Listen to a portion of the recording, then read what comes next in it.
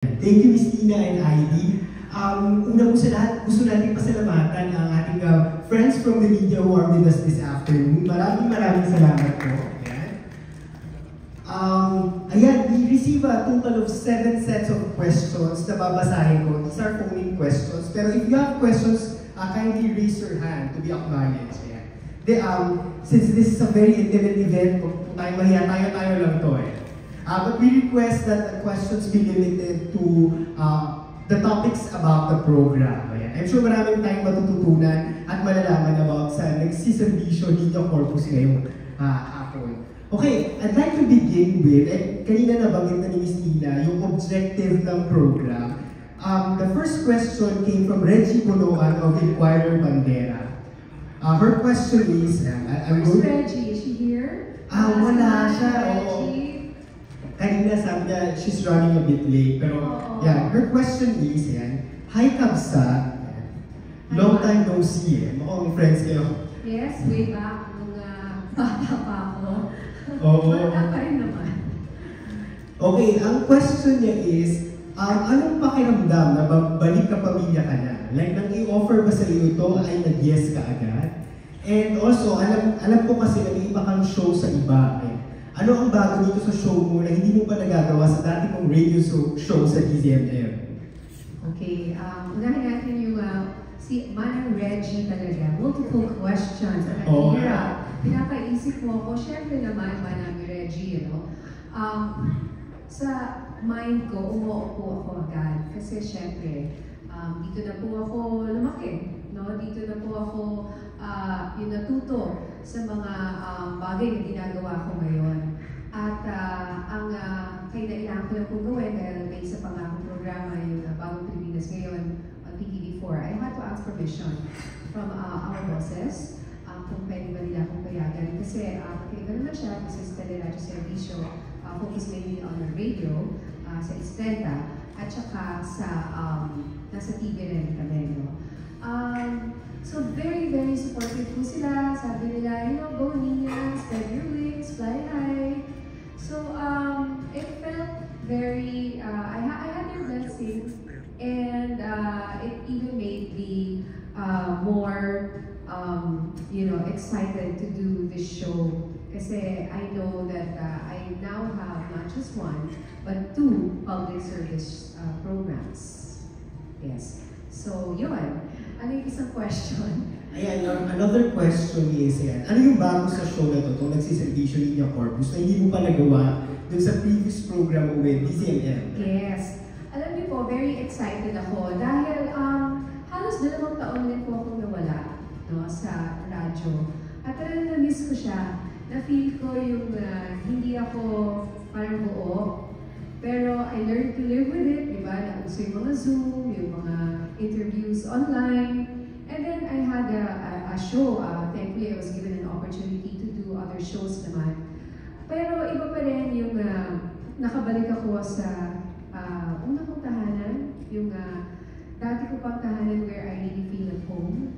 And kaibahan po ngayon is that hindi lang siya health show. Dati po kasi I was known sa DZMM Teleradio noon as a health news anchor. So, lagi po ako nag-interview ng mga doktor na minsan ang tawag na po sa akin doktor. Kala nila doktor din ako. So, ang nagsaservisyo ni Linya Corpus is we expanded po that. Marami po kaming hindi lang health, kundi iba't ibang mga servisyo na nais namin iparating po sa ating mga kababayan. So siguro isa-isahin ko lang yung mga segments po namin dito po sa nagsaservisyo ni Linya Corpus. Yung main segment po namin, yung KOTD. So hindi OOTD, kundi KOTD. Ito po yung kaservisyo of the day.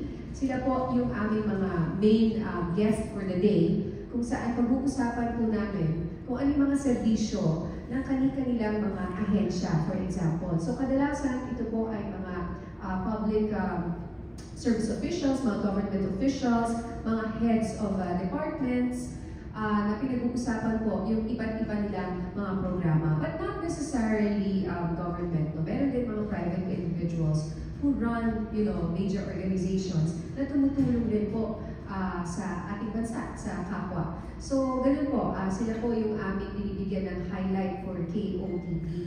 And then, syempre, hindi mawawala sa ating yung kalusugan. So, we have a segment called Dr. Servisyo. So, ito naman po yung ating mga experto, yung ating mga doktor who will talk about mga common diseases na kinakaharap ng ating mga kababayan. So, lalo na ngayon, di ba, may banta ng Mpox, uso na naman ng trangkaso, yung leptospirosis, at iba pa. So, nandiyan po sila para bigyan nila tayo ng tamang informasyon and life-saving information, hindi mga haka-haka, mga narinig lang sa kapitbahay.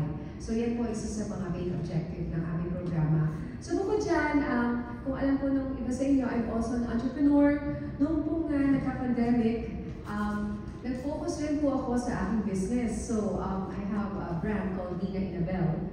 Inabel means handwoven po yung Ilocano. So ako po ay may sa Ilocana. And meron po akong connection sa aming mga community sa Ilocos Norte. So, ginawa ko po, ginagamit ko yung mga native fabrics po natin at ginagawa po natin modern clothing. And I would join bazaars, I would join pop-ups, and lumaki na rin siya na lumaki. And usok-uso siya ngayon, di ba? Wear local. We're so proud to wear local. And nakakatuwa kasi marami rin po kami natutulungan. At hindi lang po ako, marami po ako mga kapwa-entrepreneurs na nandito sa ganitong negosyo at nakikita namin talaga yung excitement pagdating sa mga likhang Pinoy. So dito po sa Grow Negosyo segment namin, we will feature different negosyantes, whether ang negosyo mo ay malaki o maliit, kung paano ka nag-umpisa yung istorya mo, kung bakit ka napunta sa linya na yun. So we will interview mga business owners. May kahapon simple nga na yung guest namin, siya ang may-ari ng isang pagawaan ng bibingka. Tapos ang kwento lang niya, that really made an impact on me. Sobra ako na-touch up niya, kaya ako naman ito tinutuloy lang kasi nakakatulong rin ako sa ibang tao. So parang sila, hindi naman ganun kalakihan yung business sila, pero marami naman silang customers, So they resell yung bibingka nila. So by doing that, nakakapagbigay po sila ng trabaho sa kapwa Pilipino. Lalo na yung mga, di ba, walang trabaho, hindi nila alam saan sila kukuha ng kita pag meron kang produkto na ganyan. At mabenta yung produkto niya, in fact, nasa malls na rin. O yung mga nakikita dito ng mga bibingka, baka po galing sa kanya. So nakakatuwa, sabi niya, yun lang driving force na nila. So nakita ko yung isa yun sa mga common denominator sa mga negosyante na ini-interview po namin na very successful. Hindi lang po puro kita ang iniisip nila, iniisip rin nila kung paano sila makatulong sa kapwa, paano sila magsaservisyo sa kapwa. So, isa rin sila ng social enterprise. So, yun din po, magandang, very inspiring yung mga istorya nila, masarap pakinggan. At who knows, di ba? Baka tayo rin ay mahikaya na gawin yun. So, bukod doon, meron rin kaming Sino Po Sila segment. Dami namin segment. Sino po sila? We feature ordinary Filipinos with extraordinary stories. So, or even, let's say they're already extraordinary and we want to promote them and what they do. So, ganon. For example, meron kaming naging guest na ang first ever Igorota attack pilot. Babae siya. And Igorota siya. And ang galing niya, beauty queen pa, parang Miss AFP, ganyan. Or, di ba, Air Force. Basta, very inspiring din yung kanyang istorya at talagang matutuwa ka kasi katulad ko, bilang isang nanay na may 2 anak na babae, nakaka-empower, gusto ko makakita ng mga ganitong role models, di ba? Na kakaiba, hindi natin masyado silang napapanood, napapakinggan. Pero dito po sa aming programa, we give them a venue, yung mga ganitong mga pambihirang mga kababaihan who are doing very well in their field, lalo na yung mga kababaihan who are doing well sa mga trabaho ng mga kalalakihan. Ayun. So, syempre, meron ko yung mga light segments. We have a segment called Pet Malu. Yan. Pet Malu po, ito po yung segment namin. Para po sa mga fur parents. Sino po sa inyo may alagang aso o pusa at napadami ng pandemic or nabiglang nagkaroon ng pet ng pandemic? So, alam po namin marami sa inyo ang may mga alagang hayop. So, ito po, we will interview naman mga pet experts and mga veterinarians kung paano po natin tamang pangalagaan yung ating mga fur babies. Ayan, thank you, Miss Nina. Eh, kahit hindi pa natin napanood yung program, so nice to hear na sobrang hitik siya sa mga like, kapaki-pakinabang na segments. I'm sure bawat isang segment may matututunan tayo. I'd like to go back lang, doon sa na-mention mo kanina, you're doing another public service program na. How does it feel na like, even broadcasters like you pwede nang tumalir-talon ng iba't ibang platforms para ma-deliver yung like your passion for public service or broadcasting? Ano pa kinabang? Even networks nowadays, they partner with each other to deliver quality content. Yeah. Yes, I'm very grateful that these days you can do everything you might, that you couldn't do before. Na pwede mo pagsubayin, for example, dalawang public service shows.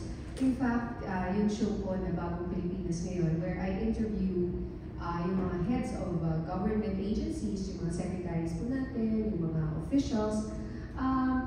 Nakikilala ko sila in a different way. Kasi reporter rin po ako, di ba, nung matagal, ano? Pero ito, parang minsan co-host ko sila, or minsan i-interview ko sila, and in an environment na parang ang gusto lang talaga namin gawin ay kung paano maibigay yung mga serbisyo na available para po sa taong bayan.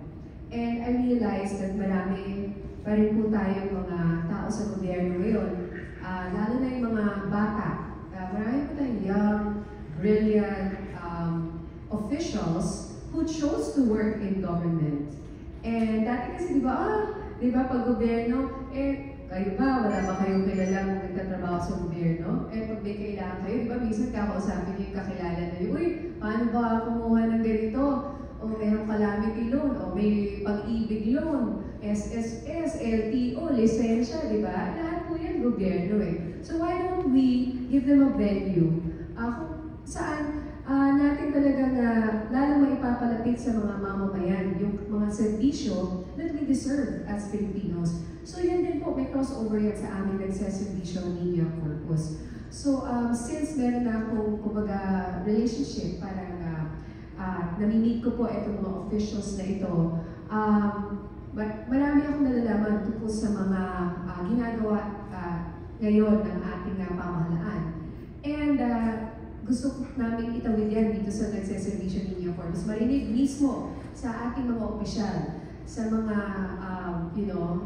ating mga heads of agencies, lalo na may mga departments na talagang lagi nating hinahabol minsan PhilHealth, SSS, Pag-ibig, GSIS, ganyan. So, ilalahit po namin yung serbisyo nila sa taong bayan, sa mamamayan.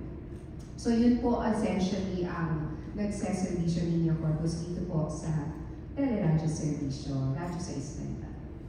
Ayan, thank you, Miss Nina. Speaking of tawid, tatawid ako dito sa site na to para tanongin natin friends from the media na baka may mga questions. We have from ABS-CBN News, si Josiah Antonio. Hi po, Miss Nina. Hello. First of all, thank you po for this opportunity. Ask ko lang po kayo if, since this is a public service program, for you po, bakit po ba importante na we still stick to our core as journalists sa pagbibigay serbisyo sa publiko? Alam mo, ako nag-umpisa as a reporter since the year 2000. Wala naman. So, I'm very privileged that I still get to do what I love. And I feel so blessed. And bilang isang journalist, marami akong natutunan, marami akong exposure sa iba't ibang klase ng sitwasyon ng tao, which I feel makes me connect with the people more or understand other people more. So I'm very glad to have that wealth of experience behind me na maaari kong dalhin dito po sa programang ito at maihatid yung serbisyo para sa taong bayan. Hindi po tayo tumipigil. Kahit naman kunyari nag-break or nagkaroon ng pandemic, we still found ways kasi nasa DNA ko na yun talaga yung na-instill sa akin simula nung naging reporter po ako.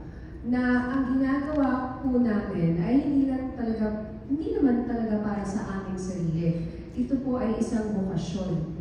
Hindi ka nandito para sumikat, hindi ka nandito para yumaman, nandito ka dahil meron ka talagang gustong gawin para ma-improve yung buhay ng kapwa Pilipino, maliit man o malaki. So kahit sa isang istorya, kahit sa isang simple istorya, kung meron akong isang kapwa Pilipino na na-inspire o nagbago yung buhay niya in a positive way, dahil po dun sa aming istorya, ako po ay gigising ulit bukas, excited for another day. Bakit ko ito ginagawa? Ito yon. Thank you so much po. Thank you, Josiah, and thank you to ABS